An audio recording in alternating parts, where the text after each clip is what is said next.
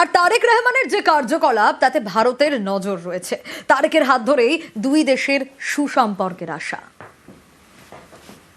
আমরা কিন্তু সবাই জানি যে খালেদা জিয়া তিনি বর্তমানে অত্যন্ত গুরুতর অসুস্থ এবং রাজনীতিতে অংশগ্রহণ করার মতো জায়গাতে এই মুহূর্তে নেই।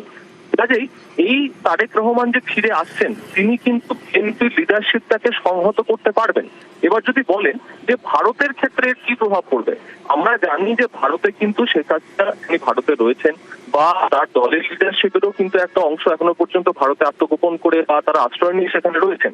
কিন্তু তারা কি ভারতের সেই গুরুত্বটাকে স্বীকার করছেন? তারা প্রকাশ্যে স্টেটমেন্ট দিচ্ছেন যে তাদের বাংলাদেশে ফেরা সেটা নাকি ভারতের উপর ডিপেন্ড করছে না, অর্থাৎ তারা যেন ভারতের গুরুত্বটাকে একটু কমিয়ে বা একটু অস্বীকার করে দেখতে চাইছেন। সেখানে বিএনপি যদি একটা স্টেবল পার্টি হিসাবে উঠে আসতে পারে এবং জামাতের প্রতিদ্বন্দ্বী হিসেবে যদি বিএনপি উঠে আসতে পারে, আমার কিন্তু মনে হয় ভারতের নতুন বৈদেশিক সম্পর্ক তৈরির জন্য সেটা গুরুত্বপূর্ণ পদক্ষেপ হতে পারে।